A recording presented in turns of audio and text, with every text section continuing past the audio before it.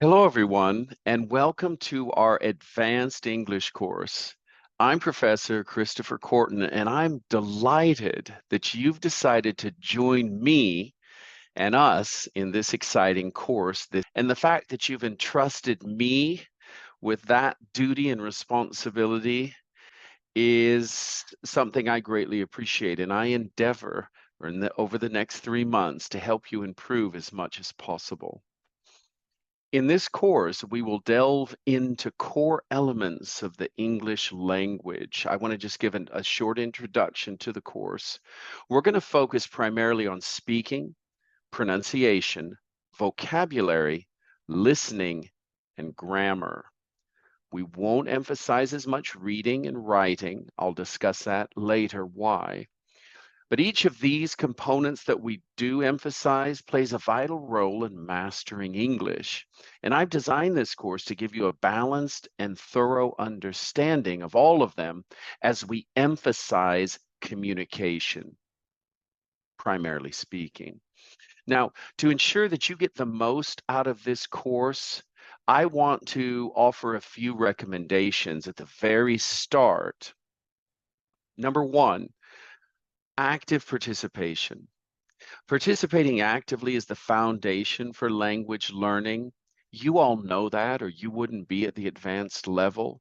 You understand that making mistakes is part and parcel of becoming a good speaker and English learner, and for many of you, you're teaching as well. So try to speak up as much as possible during our interactive sessions and the lives. And remember that we are supportive. This is a very supporting and helpful environment, and make every effort to take chances, make mistakes, try out new words, because it brings you one step closer to proficiency. Secondly, prioritize practice. As with anything, practice makes perfect, or perfect practice makes perfect. But make it a point to dedicate a consistent amount of time to this course. Now, for some of you, you're very busy. That might be 2 or 3 times a week. For others, you can do a little bit more intensive. It can be every day. But I want to encourage you to be consistent in whatever time you allot, not only with these video lessons, but with the homework, with the lives, and as I'll mention throughout this lesson, the speaking partners. Because what we have in this group are people as committed to improving their language as you are. Because of that, they are ideal speaking partners. And I'll have an occasion to talk about what that role is and what you should be doing there. But this is a great opportunity to build frequency with English.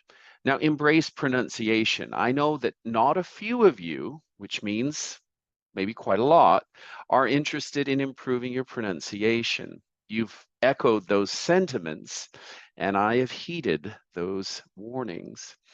So I'm going to make it an effort. I'm going to do extra things to help you improve your pronunciation. I'll just tell you right off the bat that one of the ways you can do that is stopping this recording at moments you feel that you like the phrase or the word, or that you feel you've mispronounced these words or phrases, and then just repeat after me. So this will be a great opportunity, I believe, to improve your pronunciation. We're going to do some creative things. I know for some of you who need special focus on a few different areas of pronunciation, I might even ask you to send me audio recordings. You can do those with your speaking partners as well, but I want to give that occasion or that opportunity for me, and I'll give you personal feedback. Next, we want to expand our vocabulary. Now we're at the advanced level, and some of you I can say are properly advanced, which is leaning towards proficiency. Nonetheless, I'm going to challenge you with your vocabulary and the cachet of sort of active language that you use on a daily or weekly or monthly basis. I'm quite confident that I will be able to push those boundaries further than maybe you've been pushed before. Now, this is not to make you feel bad or to make me feel superior, because I win nothing by doing that. I'm doing this to offer you different ways to communicate in a more precise or more poetic or more interesting way. And so I will challenge this group with vocabulary. Listening skills, we're going to sharpen those because active listening is a crucial part of the lesson, but it's also a crucial part of communication. The better listener you are, and the better you are at listening, the more confident you are as a speaker because you understood what they said. And finally, we saved the best for last, or do we? Grammar. I am a believer in grammar because I believe when we understand grammar, we're more confident. And we want that confidence because I think that is the foundation for fluency. So understanding grammar is essential for forming intricate, complex, and correct sentences. So we'll look at the grammar rules step by, a little bit at a time as we improve our communication skills. Throughout this course, we're going to be using a lot of the English file materials. I think it's some of the best out there. I think, though, a good teacher can maneuver with any materials. I just happen to really like the Oxford publication. They do a great job on nearly every level. And so hopefully that will be clear as we go through this. Now, I mentioned that we will not emphasize so much reading. That's because there's a lot in this course already. And every Monday and every Thursday, you're going to be getting new homework and a new video lesson. Reading is one of those that I will keep optional at all the time. So you don't have to read. On occasion, I will read in the lesson. And the reason I'll read in the lesson is because I want you to practice your pronunciation, hear words that you might not normally hear, and then repeat after me because after all, you can pause the video. Writing, we will not look at.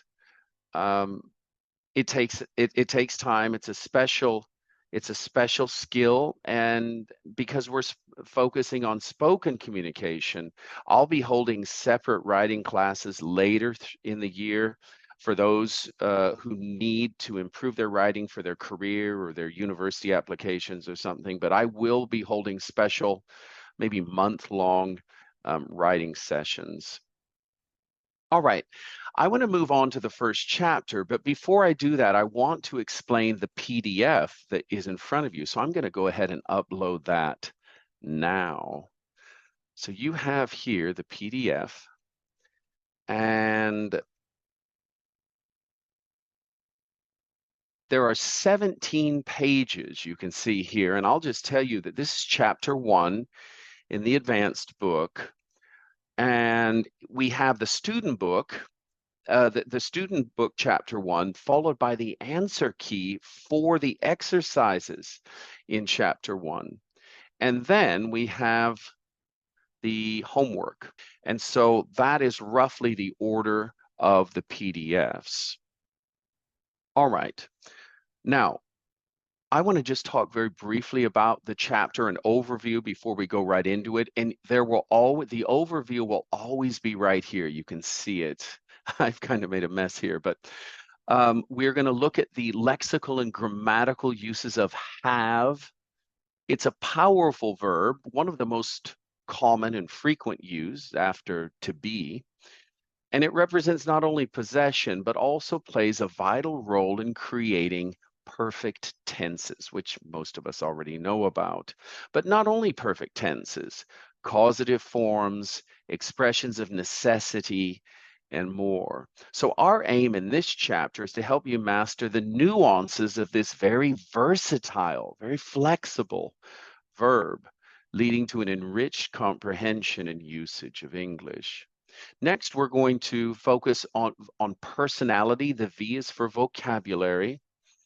By doing this, we will not only enrich our bank of words that we associate with vocabulary, but we will enhance our capability to perceive and articulate complex human characteristics. And this ultimately leads to a more nuanced understanding of interpersonal relations, at least when you're dealing in an English language setting.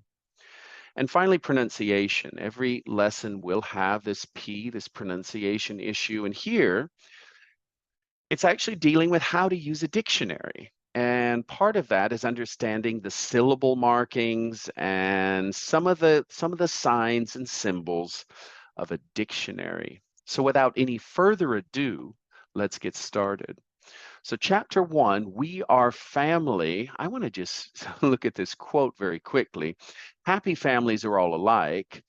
Every unhappy family is unhappy in its own way. Now that's a very a very interesting quote that some of us might relate with. But this chapter deals with families and different circumstances of very famous families in our first section on listening. And so the first section deals with listening, and I want to tell you that there are listening files that are below the video here, and they're going to be numbered. And where we have listening files, I'm not going to like repeat what the listening files are doing. So there's going to be a listening. 1.2 is a very long listening exercise about these 6 families. Now, I just want to say that in the teacher's guide or the answer key, there is a complete script of all the audio files. So if there are words or phrases that you're not clear on, you can scroll down. I can even try to do that now since we're on the topic. You can scroll down, and here is the complete the script for the videos or for the audios. And by the way, the answer keys, the answer for all the exercises are in the gray boxes. So we've got not only the scripts for each of the audio files, but then the answers, and that follows each chapter student book. All right. So this is a very lengthy one that actually you're going to do on your own. I play no role in section 1. So that's something you're going to do on your own. Now, section 2 is speaking. Now, this is where it gets interesting. I mentioned before that I think one of the great aspects of this course is that you're going to meet interesting people from all over the world. And I can say that this advanced group is quite large. We are going to break up into smaller groups, but you're going to meet people from all over the world and very, very capable speakers. So if you're looking to improve your speaking, you're going to find committed, serious, disciplined speaking partners, maybe more than one because we're all busy. And so it will obviously depend on the schedule. But that's going to be the opportunity for you to work either in pairs or in small groups and answer some of these questions. Now, what's the goal of this? It's not just to make a friend, although I think it would be wonderful if some of you form lasting friendships. But I think just as importantly, sort of in the immediate term, is to practice the terms and vocabulary that this chapter and each chapter introduces. So I think this is really important because these chapters come at us very quickly. And so you're going to have a lot of new words, not only from the chapter, but from the lives, from me, and maybe from these videos. You're going to have a lot of new words. So it's great, I think, incumbent upon us to practice those actively with a speaking partner. So one of the first things we're going to do after the live on Sunday is find a few speaking partners. All right. We have a very interesting, speaking of speaking, we have an interesting communicative device in English called half agreeing and politely disagreeing. And if there's any group of people adept at this, it would be the British. They're known for their subtlety of the language. Americans are a little bit more brash, B-R-A-S-H. Brash is sort of in your face, direct, maybe not as polite, but the British are more polite. And you can see that in some of these here. I see what you mean, but, and this is also good for business as well.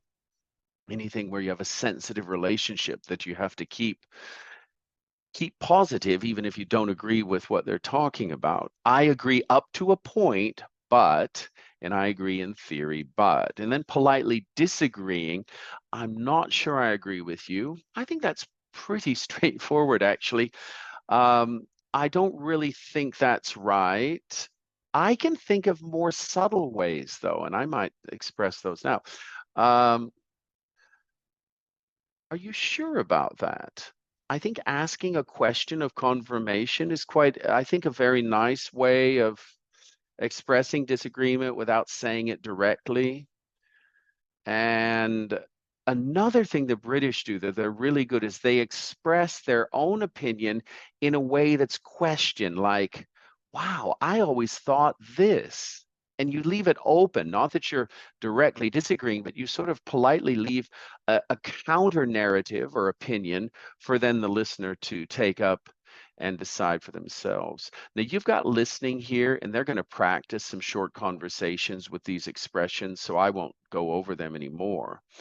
And then we have grammar. This is where we deal with have. Now, I think for most of us, you naturally use these correctly.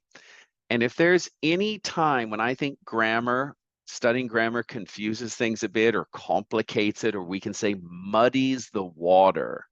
This is a very nice, I'll spell this because some of you might not know. If you muddies the water, it confuses people. Muddy water is not clear. So I think this lesson perhaps muddies the water. We learn a lot of the technical grammar issues of have that I think most of us do naturally. But I think because we're at this level, this advanced level, and many of you are teaching, I think it's important that we understand these nuances and subtleties. So we're going to go ahead and do that. Here they say to work with a partner, but they basically break down the 4 different types of uses of have. They're found right here. So I haven't got any siblings. I don't have. I haven't. So these are the obviously have in the negative form and the different ways we form that. Here we have the perfect tenses.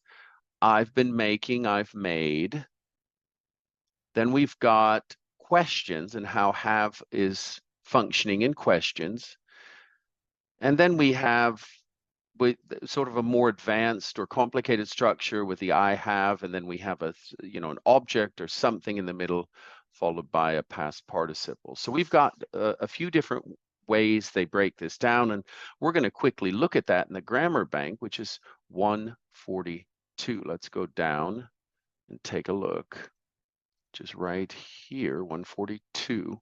So this is a grammar bank. This is on the right side is going to be your homework. These are a lot of exercises. Now, I want to just say this. If some of these exercises are clear, don't feel bad about skipping them because you're going to need to conserve your energy later because as I say, this is going to be pretty intense. We're moving up a level in 3 months. So we're going to have to stay flexible. And if some of these areas are easy, then you can lightly go over them. All right, let's go and take a look at some of these uses of have. Now, we don't normally contract have as a main verb.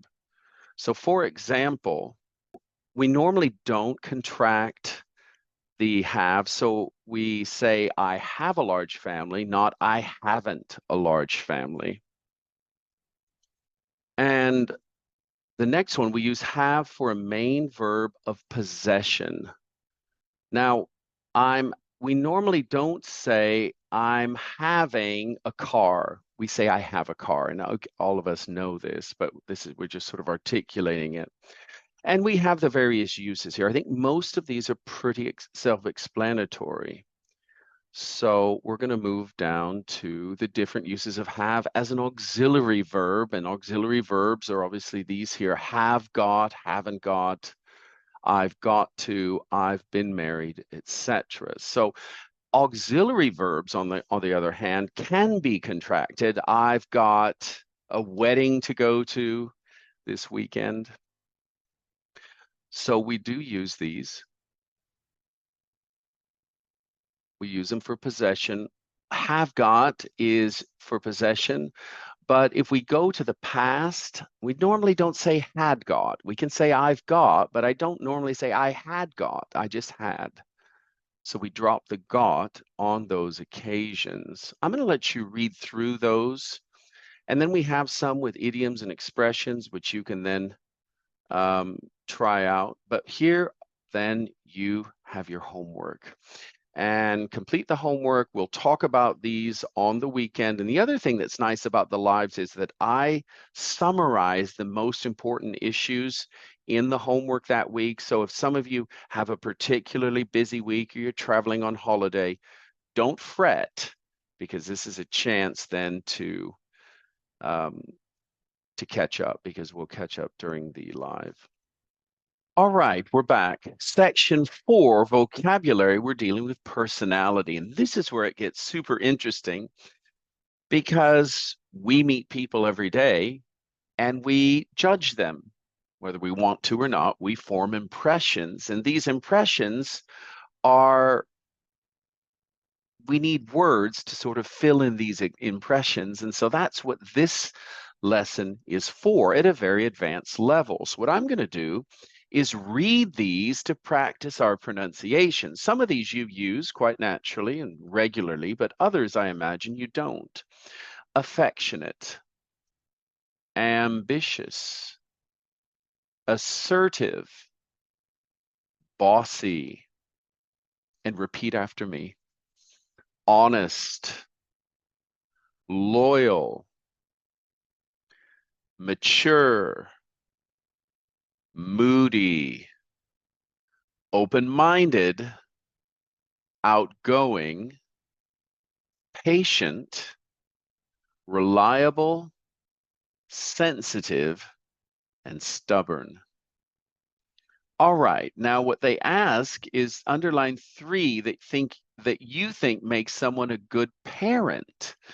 I know there are a lot of parents in this group, so this will be a very interesting conversation piece. If something's a conversation piece, normally it's physical, like a painting or a piece of furniture, but I'm using it in an extended sense because this topic is quite a piece here. We'll have a lot to talk about, I imagine. Let's move on. We're actually going to do more of this. We're going to look at page 162, personality. Now, this is where the audio files, if you look here at the bottom, audio files 1.5, up here 1.6 and 1.7, do the work for me. I'm actually not involved so much here because they're going to go over these words. So there's no need for me to do that, other than what you're going to do is understand their precise meaning in these questions. So we have 3 different ones. Idioms, of course, is the third one. And when you're done there, we'll compare answers. But I want you to note the false friends. One of them is this sympathetic. Now, I think by now we probably know this, but some of us still fall into this mistake. People can be sympathetic, but not in the way you would use it in Italian or French or Polish or Turkish. So, which means friendly or nice. The same is true of gentle. This is interesting. Gentile in French and gentile in Italian means kind or polite, but gentle is in English is the opposite of rough. You handle the little puppy very gently, very carefully. All right, so this sympathetic can be very difficult. By the way, if someone's a sympathetic listener, they listen with emotions and feelings. That has nothing to do with how nice and friendly they are, but at that moment, obviously, they are being very nice and friendly. All right, so that's for you to do as homework, and then we have pronunciation section 5. And basically, they're teaching you how to understand the dictionary. Now, I just want to say that if you don't already know this, this is a great something great to use. I actually use it a lot. I used it today because I got a very difficult question on a Latin word that we don't use very much, and it was a plural, and we don't use plural Latins very much at all. So they asked for my understanding of the pronunciation, and I knew it, but I wanted to double check it because I wasn't sure if the American, the British had different pronunciations of this term. I'm going to even spell it for you. It was radii. which is the plural of radius. And radii is actually, I can tell you because I confirmed it today, is basically the same pronunciation in both American and British English. The professional voiceover had mispronounced it, so they're going to have to redo that. All right, now again, we have our the English file, audio files are here to help us. So they're going to go through a lot of this for you, but I'll just mention here the stressed syllables. This is a great exercise. Conscientious, so they divide up the syllables, and maybe we'll practice. I think they're going to practice on the audio file, but you can hear my pronunciation. And by the way, one of the great things about the audio file is they will give you a variety of voices. So not just mine, you're going to hear very British, you're going to hear even different. You're going to obviously hear female as well. I think that's a great plus. So it's not just my voice. But let's practice these. Conscientious. Try to hear the stress. Resourceful, sarcastic, thorough, spontaneous, straightforward, steady, and self-sufficient. Now, my pronunciation is going to vary slightly with what you're going to hear on the audio file, but that's fine, because I'm not a British speaker. I speak something in the middle of English, American and English, but more American, I suppose, but perhaps international. But I didn't grow up in Britain. I did live there and picked up some of their idiosyncrasies. All right. Now, this is a great we might talk about this during the live on Sunday, but it deals with your personality. This is great to do on your own to sort of understand who you are in English and then talk about it with a speaking partner. We're going to find those speaking partners. If you don't before then, we're going to try to find them on Sunday for you. So you can do that. And as you do that, you want to pay attention to the highlighted phrases. These are phrases that look familiar, but they're not. They don't have the meaning you would normally expect. So they're a little bit, they're specific. They're not very common. They're not rare, but they're not common. So I imagine some of these are new, and this will be a chance then to rehearse those. So you're going to go ahead and go through that, and hopefully we'll be able to learn a bit about you or your speaking partner. So this is great conversation right here. And that is near the end. We have reading and speaking, but I think that's it. Now, once you finish this, you can check your answers, as I mentioned before, in the teacher's guide here. You've got everything you need. Gray boxes are answers, and then the highlighted parts are the transcripts of the audio files. All right, well, that is it. That is the end of the first meeting. I'm really looking forward to the next 3 months. Study well and speak to you on Thursday. Bye-bye.